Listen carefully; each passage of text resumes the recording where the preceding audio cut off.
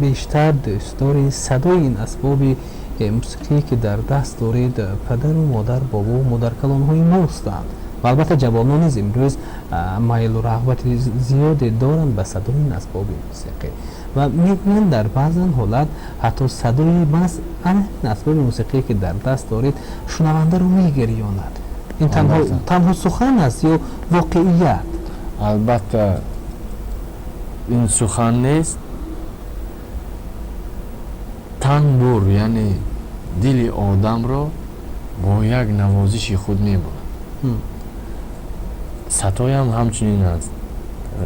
در روزهای به غم افتاده یا رو افتاده می شود کس، یا صدای فارم ستا را گوش میکند یا تنبور را گوش میکند یا من خود نیز گوش میکنم، می نوازم خود را کمی باشد هم به دیگر را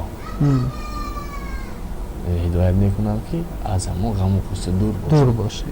و پس میتوانم این لحظه چند لحظه گویم ممکن دقیقه است اجرا کرده باشیم اگر برای آن نفرانی که چون روز گذشته یک روز ناآمده بود و این صبح با آن امید برخیستند تا آنه که باز از آن ناامیدی ها یکان لحظه به خاطر خود نآورده باشند.